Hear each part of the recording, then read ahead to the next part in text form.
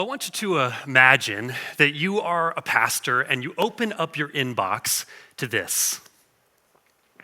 From Mark, I'm having a hard time. Hey, Pastor John, my mom said I should email you, so here I am. I don't really know what I'm supposed to say, except that honestly, I hate my life. Nothing feels like it matters, and I'm mad that I'm supposed to just trust God when I don't feel him doing anything. People keep telling me it'll get better, but it's been getting worse, not better. I try to pray when I'm alone, but it feels like I'm talking to nothing. I don't want to stop believing, but I don't know how to keep believing when I feel this way. Or from Linda, I don't know how long I can keep doing this. Hi, Pastor John. I've walked with the Lord for a long time, but this past year has been very difficult. I've lost good friends. I have more pain, feel less useful, and sometimes just forgotten. I still pray every day, but I'm starting to wonder if God has a purpose for this part of my life, or if I'm just supposed to close my mouth and endure it until he takes me home. I hate to even say it, but I almost feel abandoned by God. Is it wrong for me to feel that way? And last, from Jason, I thought I'd be okay by now. Hi, Pastor John. I've been sitting on this for years, but I think I finally need to say it out loud. When my son was sick, I prayed like I never have before. I really believed God was going to heal him. He didn't. And I know what the right answers are, and I've said them to other people, but inside I'm angry and I don't trust God the way I used to. I still show up, I still serve, but it feels like I'm just going through the motions now. I don't know how to grieve and still believe at the same time. And I don't know what to do with that. Now, of course, these are not real emails from real people. They're composites. Stories made up of hundreds of conversations that pastors have with people all the time. So far in our series, we have gone to homes that are filled with chaos and stress. We've stepped into homes that are in seasons of success. But this morning, once again, we're headed into a home with a different dynamic. Homes experiencing crisis. In every neighborhood, there are homes that look just fine on the outside. There are homes that look like their neighbors, like nothing's going on that could be wrong.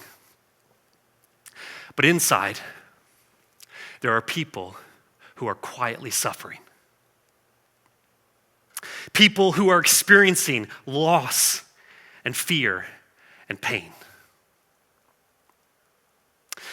There are homes with people who are so frustrated with the circumstances of their life. So frustrated with themselves, or so frustrated with what God has allowed to happen. And many times, that frustration starts when a part of their life goes off track or takes a wrong turn.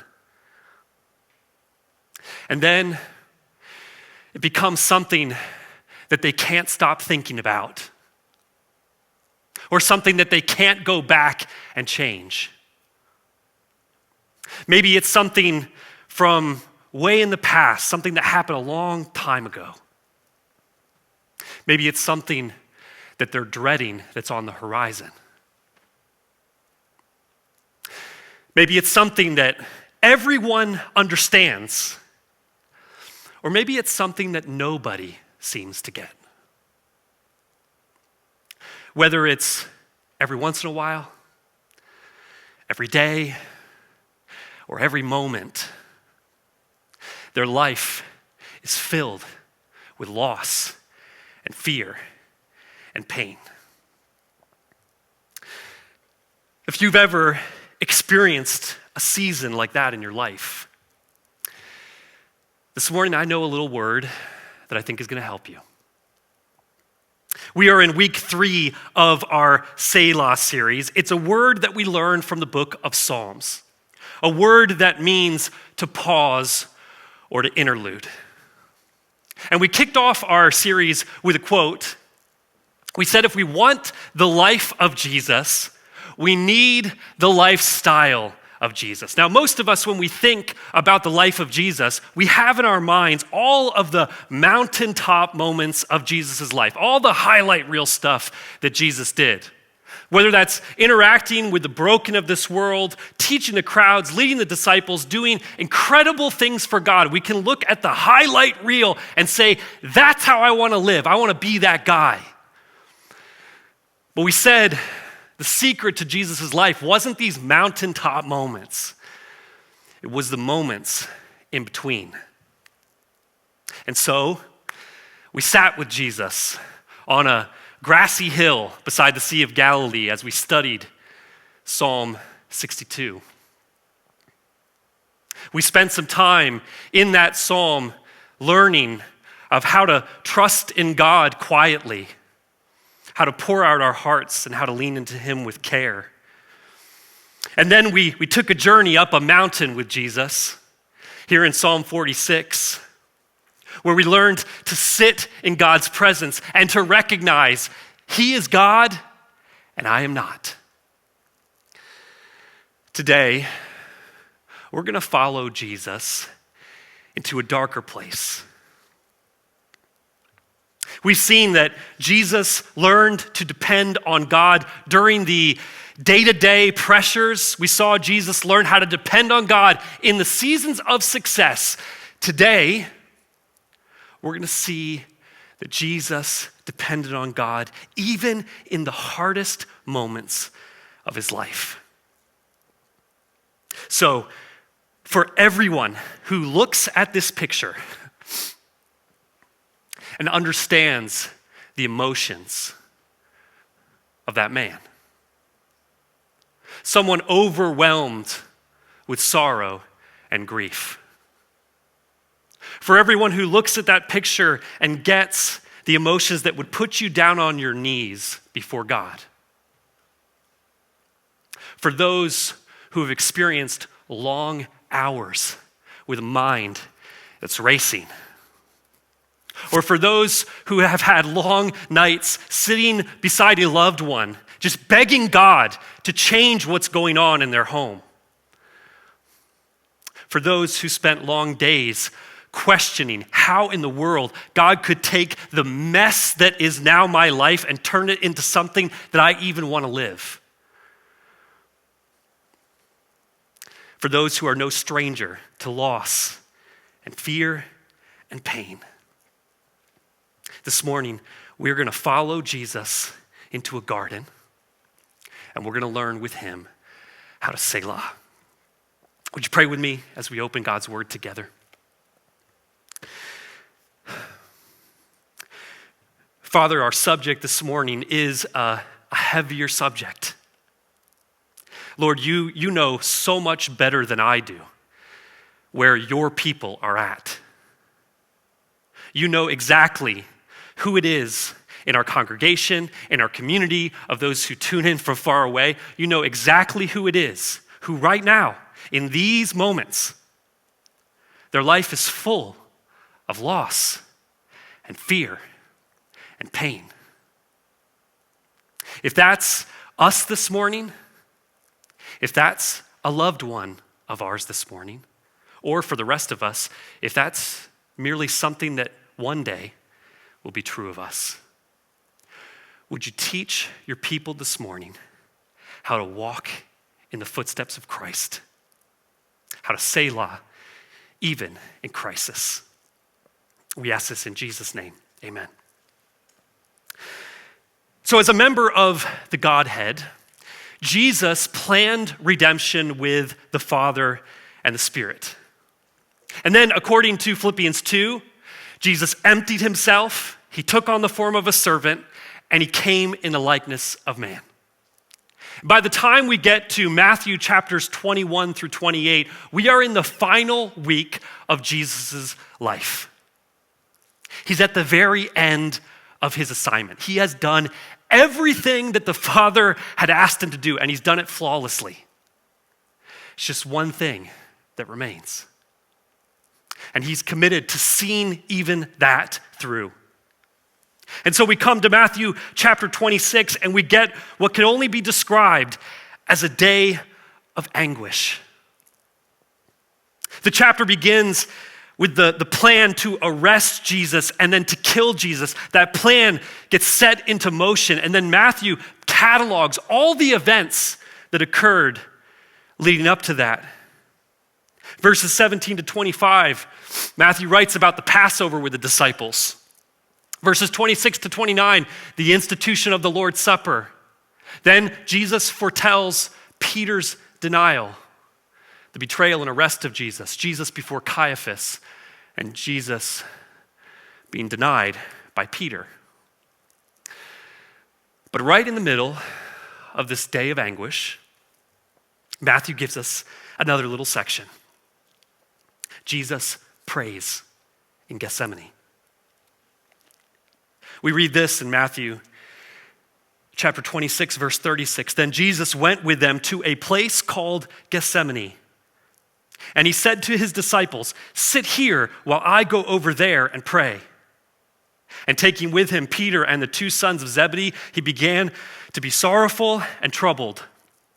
Then he said to them, "My soul is very sorrowful, even to death. Remain here and watch with me." Verse 39, and going a little farther, he fell on his face and prayed.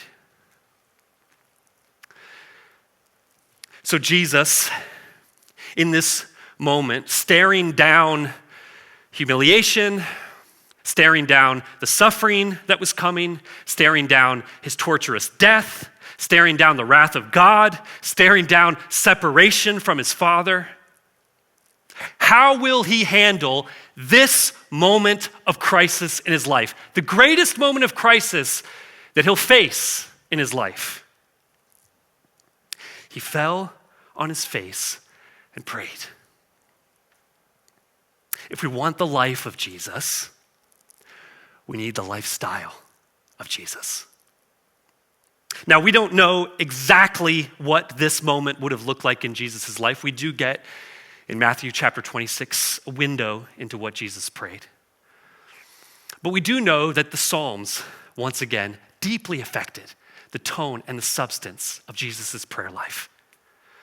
And one of the Psalms that Jesus knew, one of the Psalms that would have carried Jesus in seasons of crisis, is Psalm 77.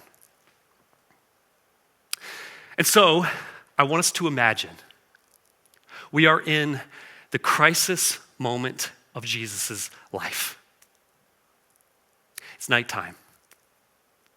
We walk into a dark garden. Jesus' enemies are at the gates. His friends have already started betraying him.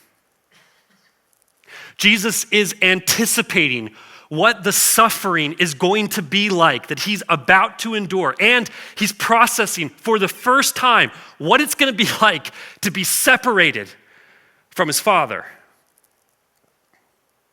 And in that moment, he leaves the company of his friends. He walks by himself into the darkest part of the garden. He falls to the ground and he prays out to God the words of Psalm 77. I cry aloud to God. Aloud to God. And he will hear me. Now, the author of this psalm is a man by the name of Asaph. We know a little bit about who Asaph was from 1 Chronicles 15. We find that David made Asaph the de facto worship leader of the nation of Israel.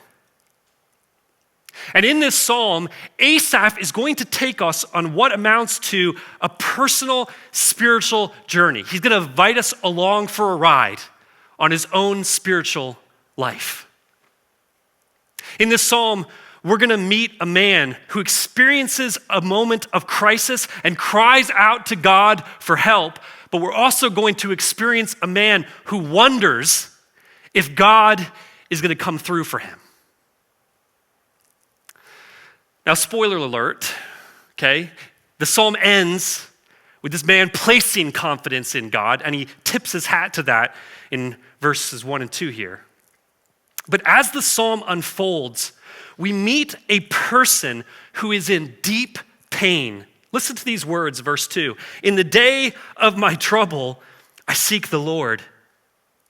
In the night, my hand is stretched out without wearying. My soul refuses to be comforted. When I remember God, I moan. When I meditate, my spirit faints. This is a man whose instinct is to go to God when trouble comes. But this time, it's not helping him. He talks about praying and praying and praying, but getting no relief. He talks about thinking about God, but it's almost like opening up a bigger wound. Meditating on truth, but it's making his soul weary. You ever been where Asaph is at? He wants us thinking about that question. How do I know that? Well, he gives us the first appearance of our little word, Selah, an invitation to pause, an interlude to reflect. You ever had a day of trouble come into your life? Something that you hadn't read the script on, kind of came out of nowhere. A moment in your life when life took an unexpected turn, the car kind of went sideways on the road, so to speak. Maybe like the psalmist, your first instinct was to go to God. Have you ever gone to God in that day of trouble, in that moment of crisis? And you're praying, there's nothing there. Has heaven ever felt silent? That's a hard place to be. It's where our psalmist is at. My spirit faints, he says. Selah. Asaph really pulls back the curtain on his emotional state. Listen to his honesty. Verse 4, you hold my eyelids open. I can't sleep, God. I am so troubled, I cannot speak. I can't think straight. And notice, he's blaming God for this. God, this is your fault.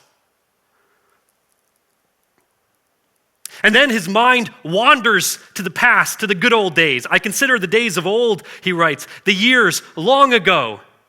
I said, let me remember my song in the night. Let me meditate in my heart. I haven't always felt this way. I haven't always been this dark. I swear I can remember a time where I would sing at night to God. Where's those days? And then we get a series of questions, maybe more accurately, a series of accusations.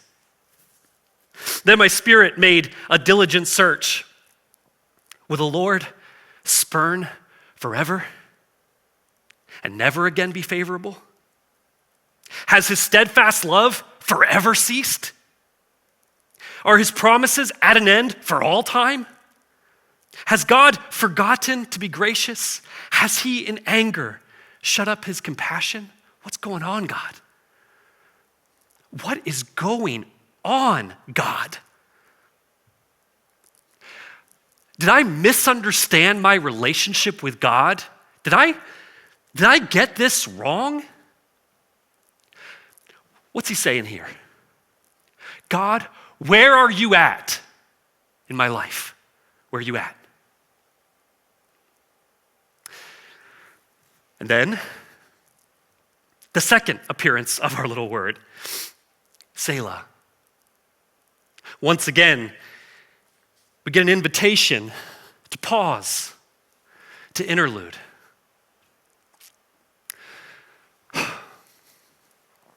God, where are you at?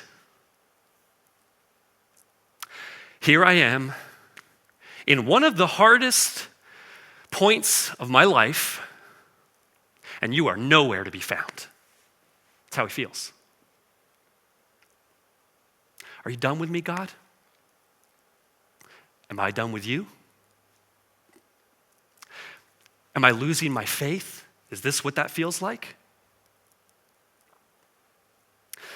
I have the privilege, doing what I do, to talk to quite a few people who are in the moment that we read about in this psalm.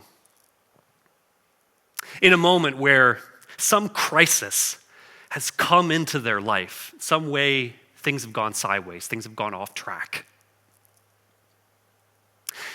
In those moments, it is common for people to feel like God is distant from them. And it's a scary place to be. In the 1980s, there was a Christian professor who teamed up with a person who did research. And together, they started studying a simple question: how is it that people grow in their faith? So they studied thousands of people over a long number of years. They went across denominations, again, trying to answer this relatively simple question: how do people grow in their faith? And their work product, what they created, was a little book called The Critical Journey. In this book, they identified various stages that almost everyone in their life of faith will go through. The first stage, they called it the recognition of God. This is a phase where people meet God for the first time in their life. They have an experience of conversion. They place their faith in Christ, and their life begins to change. The second stage, they call the life of discipleship. This is where people begin to learn more about who God is. They're reading the Bible for the first time. They're putting together a basic theology. They're understanding what it means to be a follower of Christ. And maybe for the first time, they're starting to live as an actual disciple of Christ. The third phase they talked about was the productive life. This is when people begin to serve, begin to use their gifts, get invested in a church family. They start to do things for God. But then they identified a fourth stage, one that's darker. They called it the journey inward, a time when people who were genuinely people of faith would begin to have questions about their faith. Things like doubt would creep in and sometimes overwhelm. In fact, during this stage, they identified something specific they referred to in their book as the wall. I want to read you what they say about this moment in a Christian's life. At this stage, we face an abrupt change, at least many do.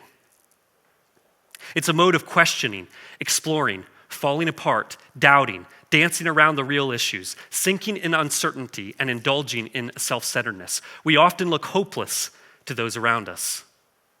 If we've been people of strong faith, our life, though not necessarily easy, has fit nicely into our faith framework. And then the event or crisis often takes on major proportions. It often strikes close to our core, for example, our children, our spouse, our work, or health. For the first time, our faith does not seem to work. We feel remote, unsuccessful, hurt, ashamed, or reprehensible. Neither our faith nor God provides what we need to soothe us, heal us, answer our prayers, fulfill our wishes, change our circumstances, or solve our problems. Our formula of faith, whatever that may have been, does not work anymore. or so it appears. We are stumped, hurting, angry, betrayed, abandoned, unheard, or unloved. Many simply want to give up. Their life of faith may even seem to have been a fraud at worst, a mirage at best. I meet Christians right there at that wall very often. Times where they're asking all the same questions that Asaph was asking. Where are you, God? Are you done with me? Am I done with you? Am I losing my faith? Is this what that feels like?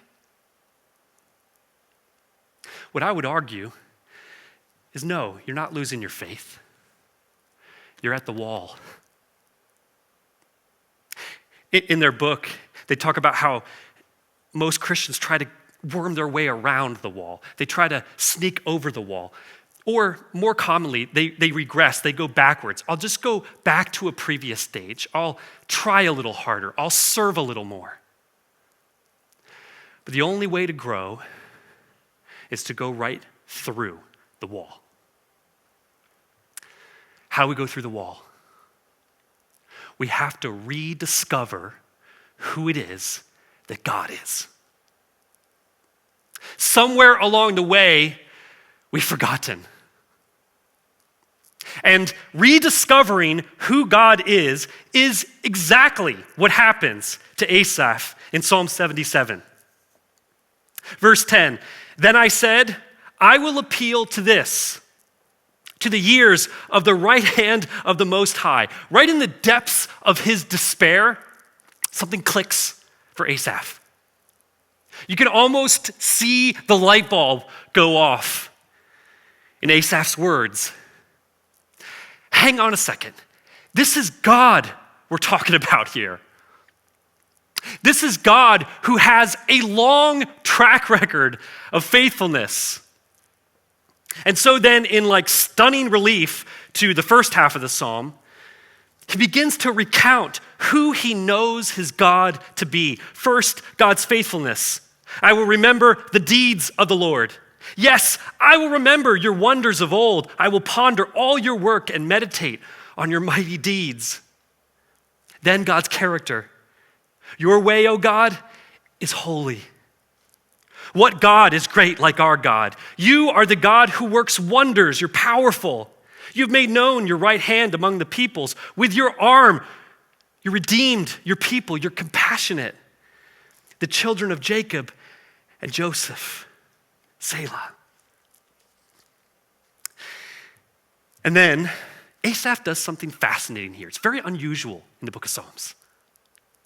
He goes from this abstract character sketch of who God is, his faithfulness and his character, and he drills down into an actual, historical, concrete example of God's faithfulness when God delivered the people of Israel across the Red Sea. When the waters saw you, O God, when the waters saw you, they were afraid.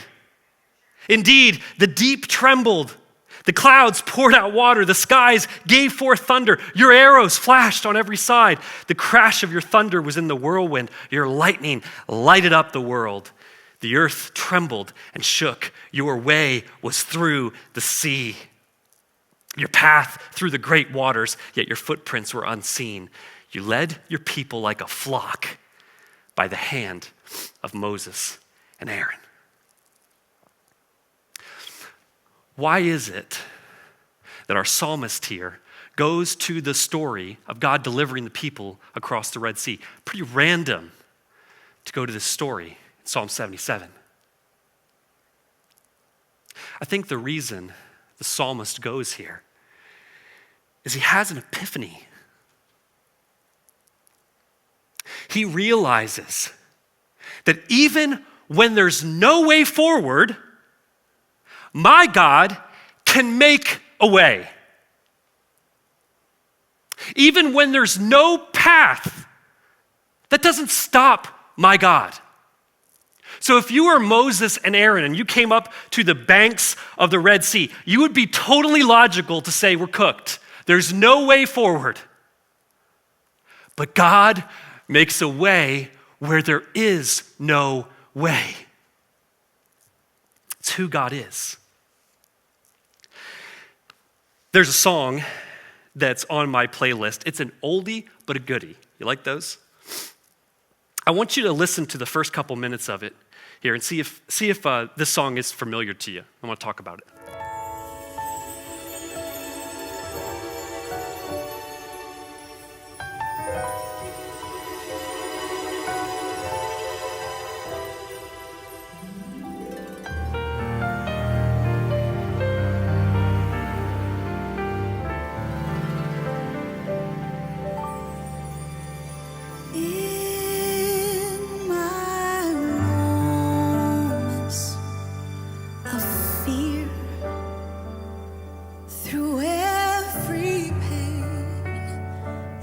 Every tear, there's a God who's been faithful to me. And when my strength was all gone, and when my heart had no song, still in love, He's proved faithful to me.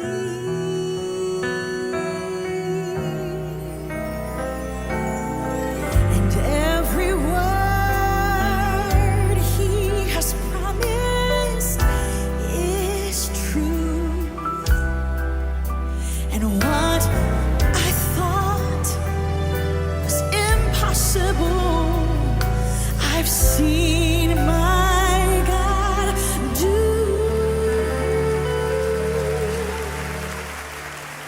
He's faithful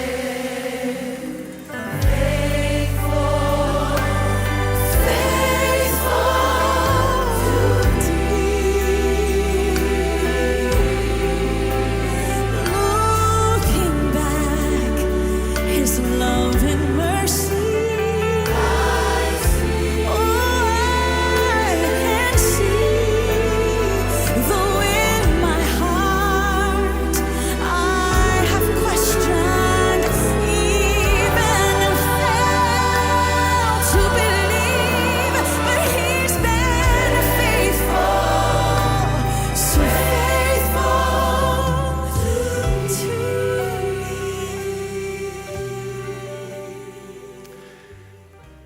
That's about the first half of a song that's made famous from the Brooklyn Tabernacle Choir. They're a Grammy award-winning church choir. Pretty cool group.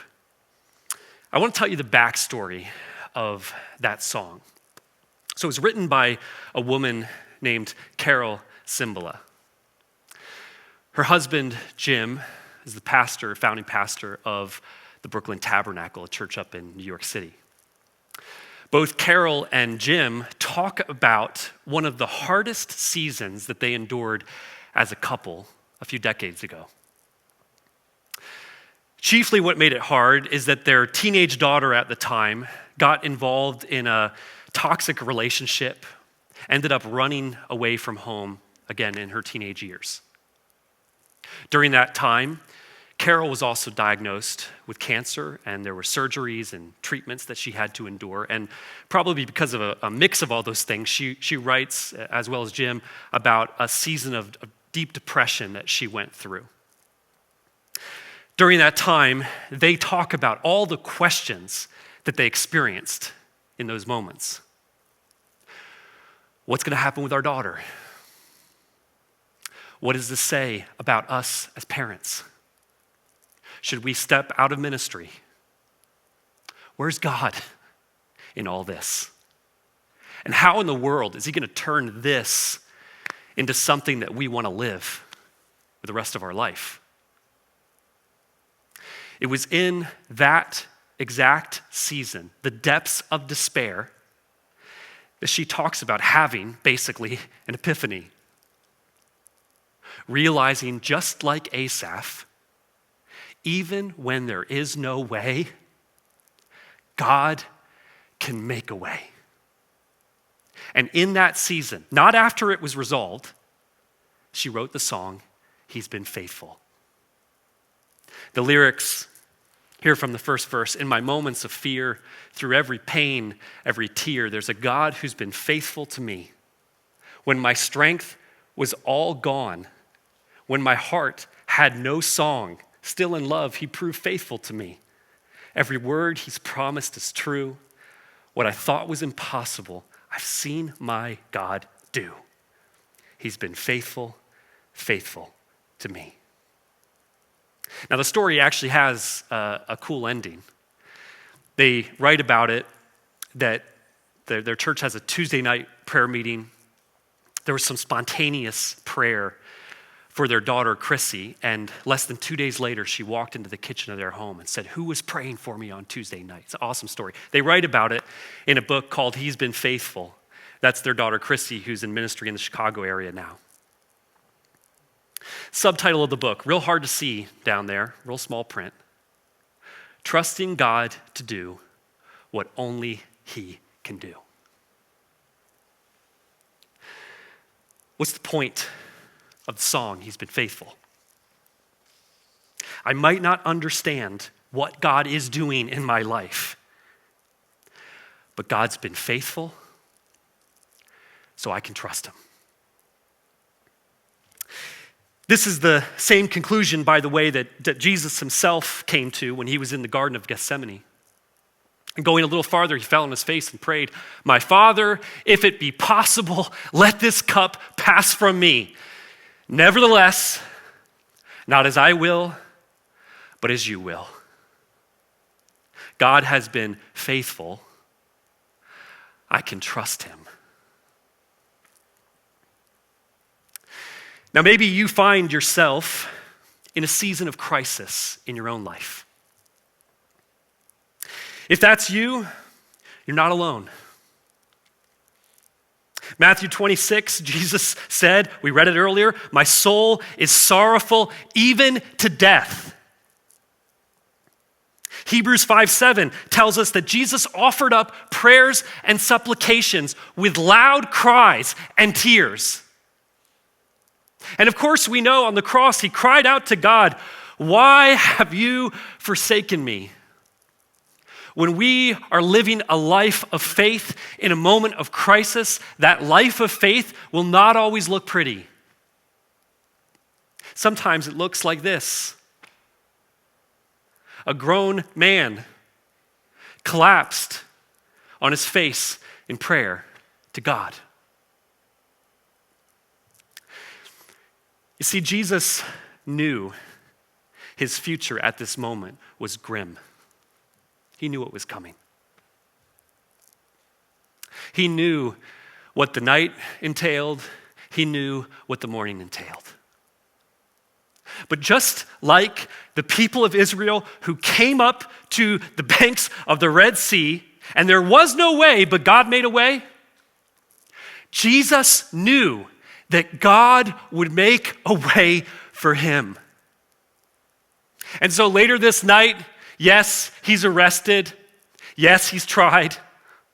The next day, he's executed and dies a criminal's death. But 3 days later, God came through.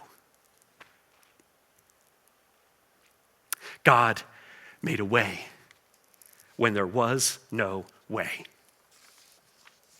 So as hard as it may seem now, as God did for Israel, and as God did for Christ, he will do for you.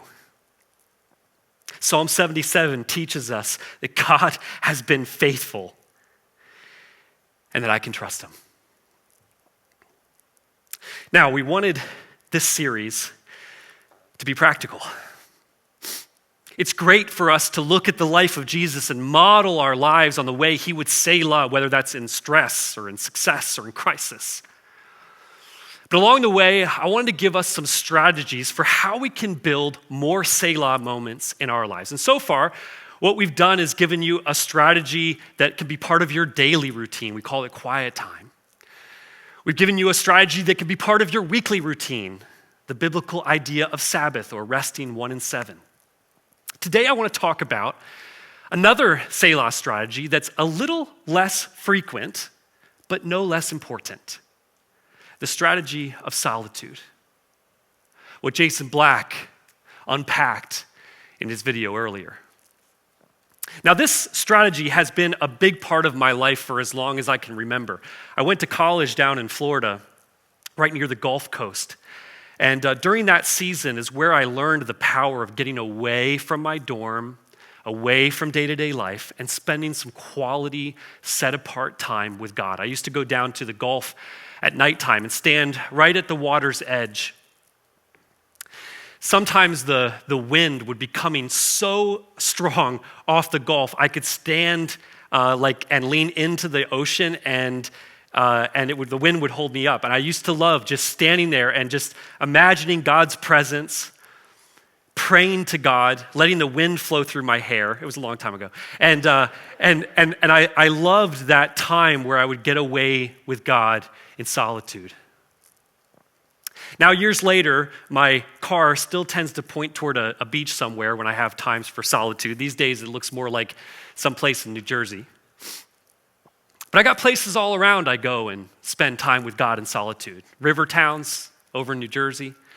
Got some spots up in the mountains of Pennsylvania where I'll get my Bible, I'll get my journal, I'll get my headphones, steal some cash from my wife's purse, and go out for no other reason than to spend a few hours or an afternoon or even an overnight with my Maker.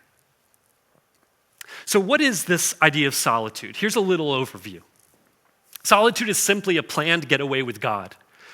It involves temporarily stepping away from the rhythms of normal life so we can meet God honestly and unhurriedly. First of all, length and location are completely flexible. Jason talked about this. Solitude can be short or long. The place can be exotic, charming, or ordinary. Just make sure it's enough time to get honest with God without feeling rushed. And make sure it's a place with a low chance of interruption. Second, here the goals of solitude are to be maximally honest with God and maximally open to his leading. Solitude is the time to open the emotional vault with God, letting him hear from the real you about the real things in your life. What are the biggest question marks in your life? What are the greatest frustrations and fears? Open up to God. And third, good solitude takes good planning. The best times of solitude include times for reading scripture or devotional material, time for journaling or prayer, and time reflecting with God on major parts of your life. So if I'm talking to somebody about the strategy of solitude in their life, some of the ways I'll coach them that I've implemented in my life involve these practices. And really, there's just two things that are critical for times of solitude in my book. First of all, solitude involves hearing from God. Some strategies I've used are to read a psalm or two psalms several times over, to read a short New Testament letter. Maybe that's Philippians or James or 1 John. Or if you have more time, you could try listening or reading an entire gospel in one sitting. A lot of the gospels will take about 90 minutes to do that. The second piece of a good time of solitude is this, reflecting with God. I like to carve out some time for unstructured prayer, just talking to God the way I would connect with a close friend. And then I like to set aside some time to pray through a few specific big picture questions like this. Number one, how have I grown spiritually since the last time I got away? What has God done in my life between the last time I spent time in solitude and this time? Number two, where has the enemy been successful in my life lately? This is where I ask God to be ruthless on me. Show me where it is I'm expressing weakness in my day-to-day life, and we're going to target that with prayer and strategy. Number three, what's coming up that I'm worried or excited about? And how can I walk with God closely as it approaches? This is a question that's important because we get one life on the earth.